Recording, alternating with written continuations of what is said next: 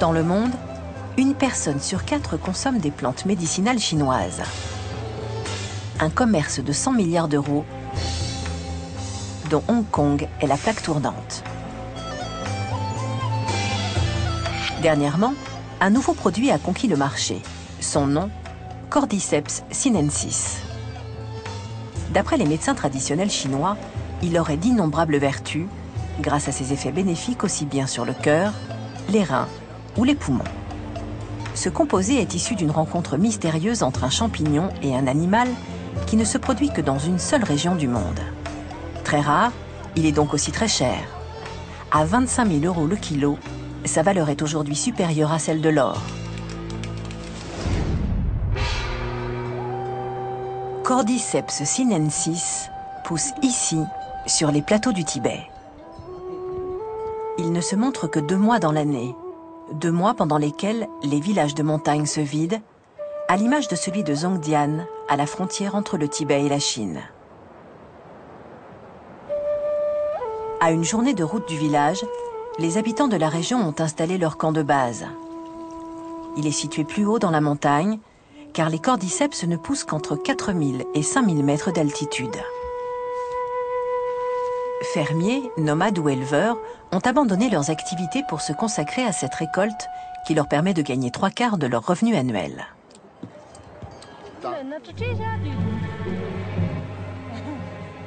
La journée du cueilleur se passe au ras du sol. Position indispensable pour trouver l'objet de leur quête, une tige qui sort seulement de 2 cm hors du sol.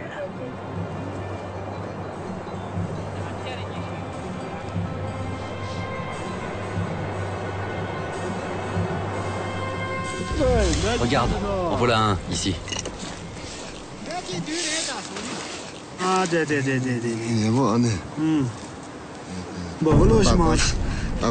oui, attention, il est fragile. Regarde bien, il y en a peut-être un autre. Avec l'augmentation de la demande, cette cueillette est devenue une véritable chasse au trésor. Pourtant, cette pratique est ancestrale. Bien avant que nous ne fassions partie de la Chine, nous, les Tibétains, on cueillait et on consommait déjà le cordyceps, et bien d'autres plantes d'ailleurs. Bien avant qu'il n'y ait des hôpitaux et des dispensaires. Lorsque nous sommes malades, nous en prenons et c'est ainsi que nous guérissons.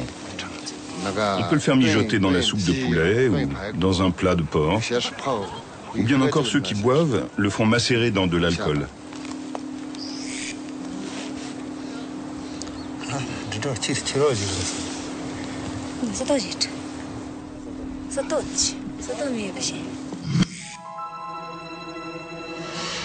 Ces 2 parties distinctes forment le corps du Cordyceps sinensis.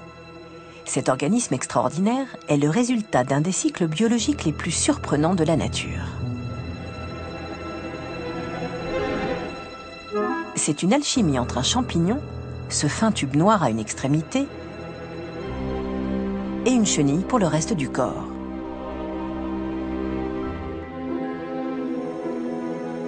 Celle-ci appartient à une espèce de papillon très particulière. Elle se déplace sous terre, creuse des galeries et se nourrit entre autres d'un champignon qui est en fait un parasite. Après une dizaine de mues, elle se positionne tête en haut, prête à se transformer enfin en papillon.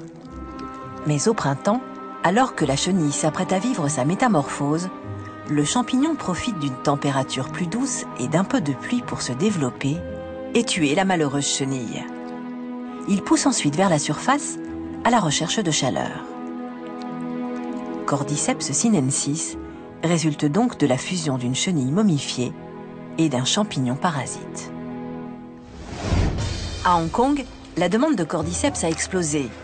La rareté du produit affole les marchés et il se revend aujourd'hui 10 fois plus cher que le célèbre ginseng. Son pouvoir de guérison semble faire l'unanimité chez les médecins traditionnels chinois. D'après eux, il renforcerait la résistance physique, stimulerait le système immunitaire et aurait un effet positif sur l'organisme en boostant l'énergie des patients. Les scientifiques se montrent plus réservés et tentent de déterminer en laboratoire les propriétés chimiques de cet organisme hors du commun. Et d'un point de vue clinique, de nombreux patients confirment se sentir vraiment mieux après avoir suivi leur traitement. Malheureusement, nous ne savons toujours pas comment ce champignon agit dans notre corps. Quels sont exactement ses composants actifs? Sur quels organes, plus particulièrement, il a un effet? Nous ne le savons pas vraiment. Ce produit cacherait même d'autres vertus encore inconnues. Une étude anglaise a conclu dernièrement à son effet bénéfique sur la lutte contre certaines formes de cellules cancéreuses. Si les Tibétains l'utilisent intuitivement depuis des siècles, le futur du Cordyceps sinensis s'écrira peut-être dans les laboratoires pharmaceutiques.